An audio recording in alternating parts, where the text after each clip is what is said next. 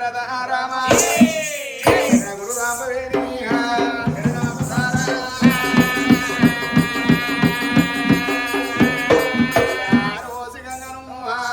వందనంపు చేసి కమ్మలు గుంతలు కాంతరు గొప్ప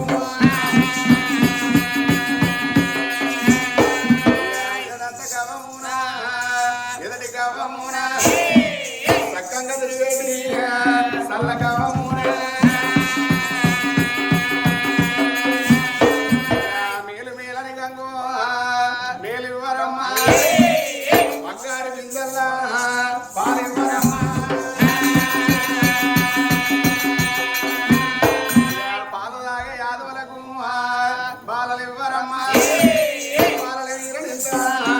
బతుకలు కూడా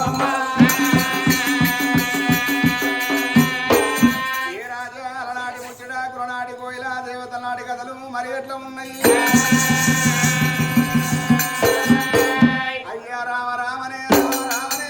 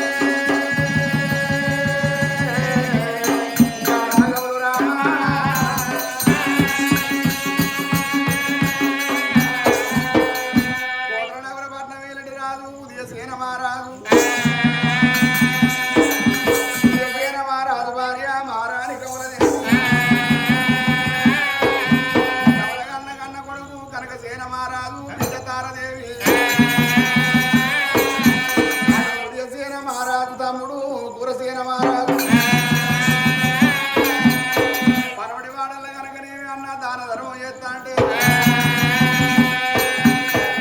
వాడల తమ్ముడు కురసేన మహారాజు వచ్చగాళ్ళ కొడతాడే అమ్మ పిచ్చగాళ్ళ కొడతాడే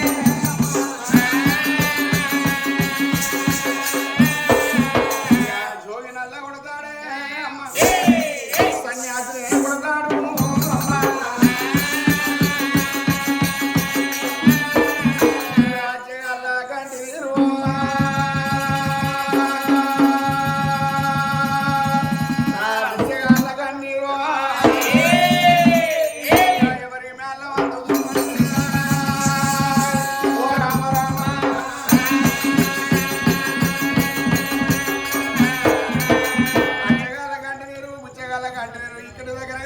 శివనంద్ర పనవట నవనంద్ర కోట నవనంద్ర పనవట శివనంద్ర కోట వైశాఖి మండపల కూర్చున్న శంకరుని మీద సిత్త వానై కురిసింది గండివాడు లోకాల శంకరుడు మేఘం లేని వర్షం ఎట్లా కుడుతాంది అగో ఇది ఏమి చిత్రమని లోకాల శంకరుడు వారి చేతిలో బలంగా తిరగతీపి సరగలోతు 6 నెలలాగంత 3 నెలల ముంచిన కడుపుల ఆడవిల్ల ఒక పిల్లగాడు భగవంతుని ఏర్పాటు భూలోక నగరం అందు కోతుల నగర పట్టణం లోపల ఉదయసేన మహారాజు దాన ధర్మం చేస్తాడు తమ్ముడు మురసేన మహారాజు మచ్చగాన్ని పిచ్చగాన్ని కొడుతున్నాడు ఒక కుటుంబం లోపల కొడుకు తప్పు చేసినట్టంటే తండ్రికి మందలిచ్చే హక్కు కన్న తండ్రికి ఉంటది లోకంలో ఏదన్నా తప్పు జరిగినట్టు ఏది ఉంటే నేను ఆడదాకా వెళ్ళిపోయి వానికి తొవ్వ చూపెట్టి రావాలి అది కాదు బిడ్డ తొవ్వ గిదని చెప్పి వద్ద గిది కాదు బిడ్డ తొవ్వ గదని చెప్పి వస్తానా తండ్రివాడు శంకరుడే అమ్మ కూతున్న శంకరుడు గుప్పున లేచినాడు దేవుడు 4 గంటలు 40 లక్షలు కొలుపులేని గంటలు 1,00,000 90 గంటలు 96 లక్షలు ఎర్రి పిల్ల జర్రి పిల్ల నంది పిల్ల నాగన్న అయ్యతోటి 5 జీవనాలగల్లో అవతారం లోపల నేను భూమి అంటే సాక్షాత్గా పరమేశ్వరుడు వచ్చిందని నా పాదాలు పట్టుకొని కైలాసం వస్తారో ఏమో ఎందరి మహిమ దొరికిన కానీ వాడ రాజన్న మహిమ దొరకదట అది బుద్ధియంత్రం పెడుతుంది కదమ్మా పుండు కాడ ముట్టిస్తాడు నొప్పి కాడ లేపుతాడు ఈ మనిషి అనేటోడు పుండు కొరకు బాధపడన్నా నొప్పి కొరకు బాధపడన్నా అర్థం కాకుండా చేస్తాడు భగవంతుడు కోతుల నగర పట్టణం వచ్చడానికి మారు వేషం కడుతున్నాడు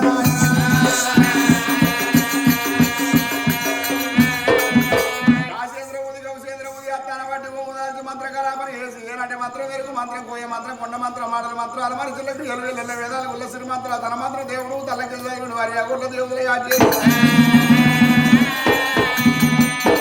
బొమ్మలు అడగబొట్టు పెట్టుకొని అమ్మ 60 ఏళ్ళ పెద్ద మంది అవతారం కట్టిండే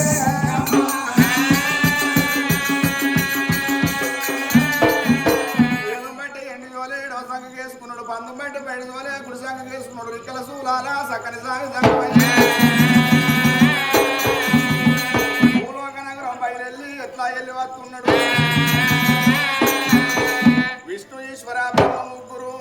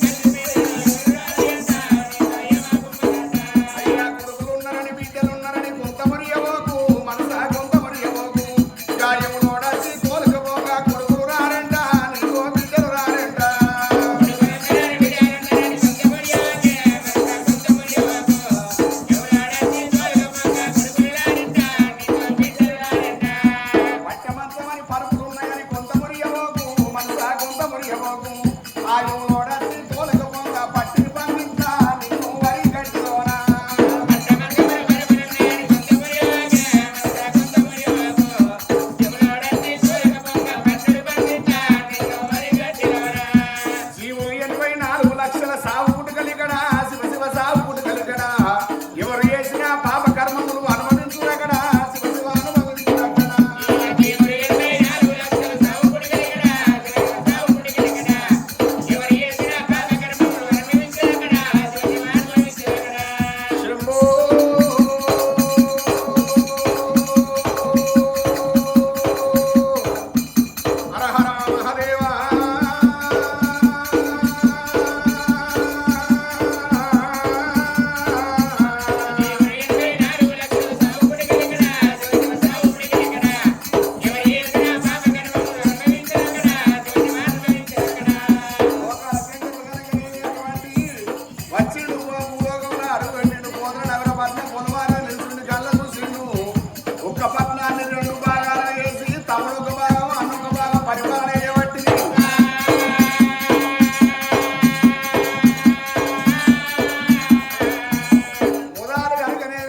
చెడ్డవానికి బుద్ధి చెప్పేటప్పుడు మంచోన్ని మందలిచ్చిపోవాలి.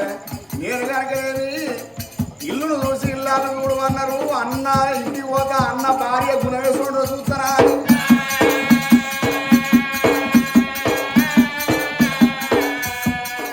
ఇంటి లోపల ఉన్న ఆడది చక్కనైన తల్లి సద్గుణ మంత్రాలయ్యేదంటే దానికి కనుక నేను బంక లేకుండా మంచిదే. ఒంటి నింటి ఆడ గుడిసైనా కానీ ఇల్లంతా ఎంతో అందంగా చదువుకుంటుందా అంటే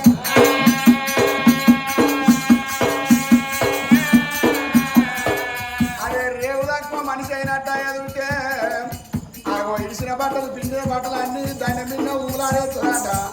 అంత రేవు తక్కువ ఎదుగుతే పొద్దుగల ఛాయ తాగి అప్పటికాడ బోళ్ళు వేసిపోతే పొద్దాకనేమో కుక్కలు దోగుతాయి, పొద్దున గాడదో చేసుకుంటుందట.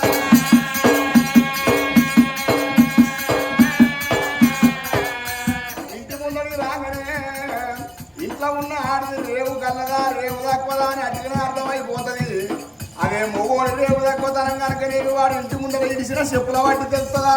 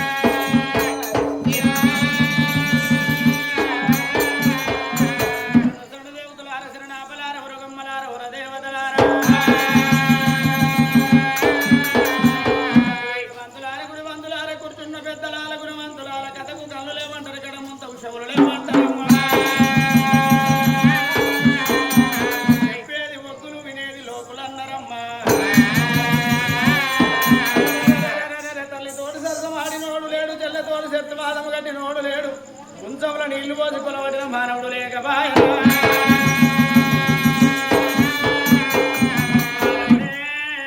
దానవుడన్నాడమ్మా.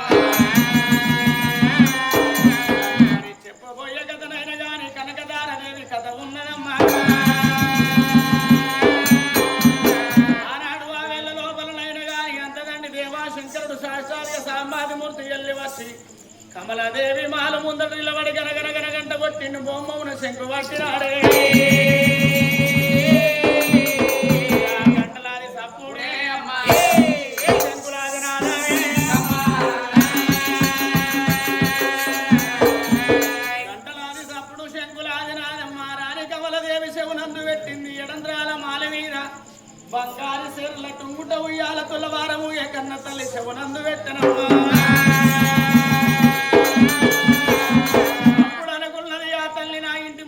ఎక్కడి నుంచో ఇగో సంగమయ్య ఎల్లి వచ్చిండు ఉండే వచ్చిండో లేకనే వచ్చిండో కానే వచ్చిండో కానకనే ఎల్లి వచ్చిండో వచ్చిన సంగమైన వట్టికెళ్ళ కొడితే మర్యాదగా అన్నదమ్మ వెళ్ళిపోయి సంగమయ్యకు భిక్షమడలు చేసి ఎల్లి వత్తగానే ఇదే మాసిన వలవాలు మైల రేగతోటి వెళ్ళిపోతే కాసి లోపల గంగ మైలావును కోసిన ద్రోహం కటించునని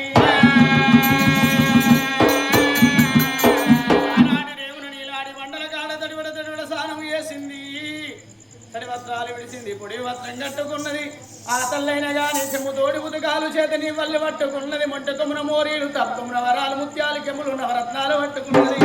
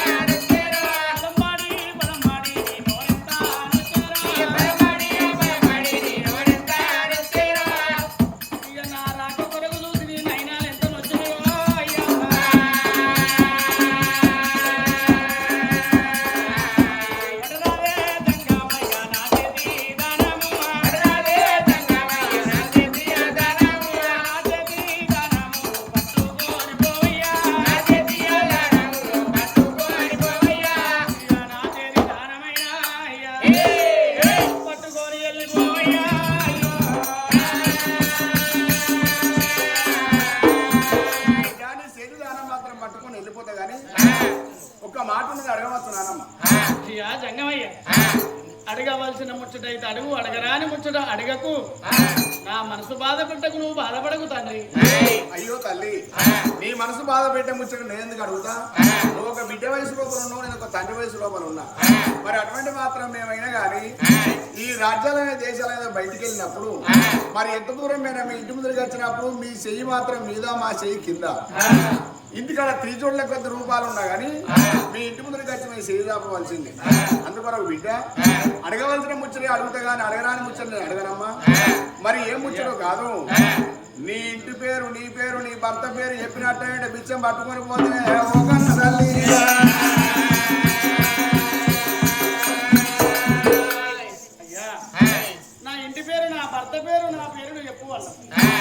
అందుకే అన్నారయ్యా బిచ్చకారికి లచ్చకారి బుద్ధులు అన్నట్టు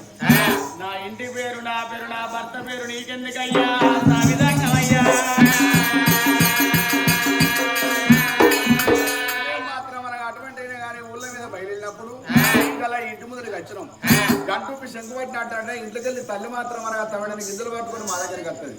ఆ తమిళ గింజలు చూడలో పోసుకుంటాము ఆమెకు దీవెన పెడతాము పక్కింటికి పోతాం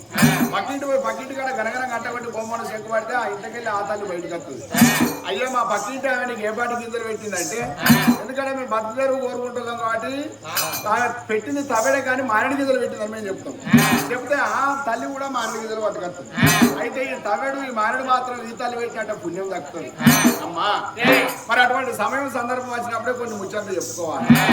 మరి కరీంనగర్ దగ్గర నుస్లాపూర్ గ్రామం నుస్లాపూర్ గ్రామం లోపల వాళ్ళు ఎర్రగొల్లోళ్ళు వాళ్ళ ఇంటి పేరు కాలువలు కాలువ కుమార్ చనిపోయాడు చనిపోతే మన కథ పిలిచారు 5 కొడుకులు ఒక బిడ్డ ఇక మరి ఉలరాజు అన్నట్టుగా అన్నాడు 5 కొడుకులు ఒక బిడ్డ వాళ్ళు ఏం చేసారు కథ ఇప్పించిన తర్వాత మంచిగా అనుకున్న కాడ కట్నం ఇచ్చారు మంచిగా కన్న కొడుకులు అరుచుకున్నారు కడుపు నుండి అన్నం పెట్టి కథ చెప్పించుకున్నారు మాట్లాడుకున్న కాడికి పైసలు ఇచ్చారు పైసలు ఇచ్చి మాత్రం అనగా కథ అయిపోయాక పైసలు ఇచ్చి మేము పోయేస్తామని చెప్పంటే అయ్యా మీకు అట్టి వాళ్ళు మీరు మీతోనే మాకు ఉల్లపొండి పేరు వస్తుంది మాకు ఇక్కడ లక్షలు కోట్లు ఉన్నాయని మాకు పేరు రాదు ఈ 4 మంది అని తెలుస్తుంది మరి మా నాయన పేరు మీద మాత్రం ఉండగా బావుగా బతికిండు సరే బతికినా బతకపోయినా కానీ మాకు శరీరాన్ని ఇచ్చిండు ప్రాణం పోసిండు మా నాయన పేరు మీద మీకు ఒక డోలు బహుమానం ఇస్తామని చెప్పి అన్నారు ఈ డోలు కొట్టేది ఆ కాలువకుమరయ్య ఎర్రగొల్ల పేరు మీద బహుమానం ఇచ్చారు అయితే ఇటువంటి సమయం సందర్భం వచ్చినప్పుడు అల్లా ఆ కాలువకుమరయ్య ఆత్మకు ఇప్పటికి 4 ఏళ్ళు 5 ఏళ్ళ దగ్గరికి వస్తుంది అయినా కానీ ఆ కథకు సందర్భం వచ్చిన కాడ అల్లా ఆ కాలువకుమరయ్య ఆత్మకు శాంతి కలగాలని ఇట్లా సపాట్లు కొట్టుకుంటూ వస్తాను ఎందుకంటే పేరు అనేది తలుసుకుంటూ పోతాం అరిచేతులు మాత్రం అనగా మరి పచ్చడి పెట్టినట్టు అరిచేతులు అన్నం పెట్టినట్టే 6 నెలలు ఆచేస్తాం మేము 60 ఏళ్ళైనా ఆది పుచ్చుకుంటాం అందుకొరకు నీ ఇంటి పేరు నీ పేరు చెప్పవమ్మా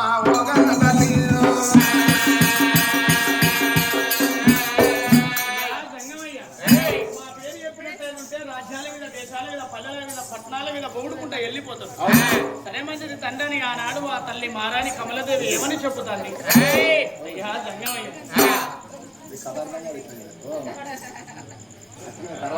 అయ్యా జంగమయ్య ఇంటి పేరు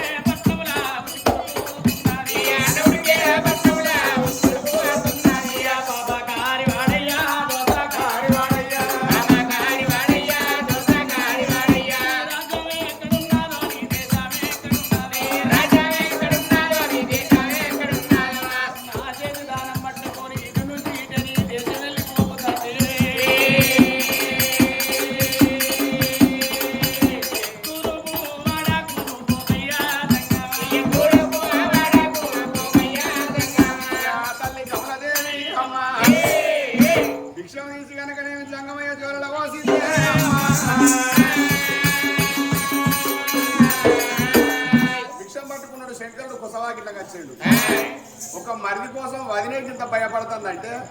ఇక లోకం ప్రజలు ఎంత భయపడాలి అంటే వాడు ఎంత చూడో నేను చూస్తారా చెప్పి శంకరుడు మాత్రం ఈడిగా చెల్లిపోడు మర్యాద కాదు.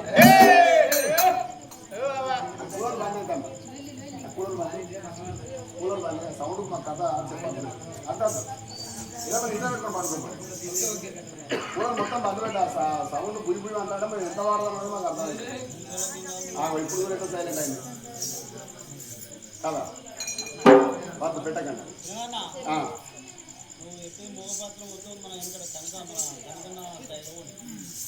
పెద్దలు వాళ్ళు అప్పుడు గంట దాకా మనకు రాదు కానీ కొంచెం సాయ తోక చెప్తాం. అదే ప్రకారం మనకు అదే ఇష్టం అదే చెప్తాం. హరి హరి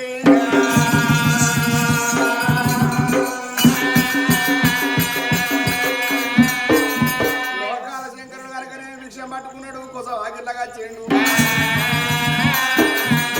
వాకిట్లగా వచ్చిన భగవంతుడు ఏమనుకున్నాడు, కైలాసం నుంచి కోట్ల నగరపట్నం వచ్చింది కురసేన మహారాజు బుద్ధి చెప్పడానికి. వాళ్ళ వదిన చెప్పిన మాటలు పట్టుకొని నేను తిరిగి కైలాసం వెళ్ళిపోతే నేను వచ్చిన దానికి అర్థం ఉండదు. మరి ఇంటికాడ ఆడదాని గుణం మాత్రం విలక్షణంగా మంచిగానే ఉన్నది. వచ్చిన కాడ మాత్రం అనగా ఈమె భర్త ఉదయసేన మహారాజు గుణం ఎటువంటిదో నేను చూస్తానని చెప్పి దేవశంకరుడే ఉదయసేన మహారాజు కచ్చిరిపేటికి బయలుదేరి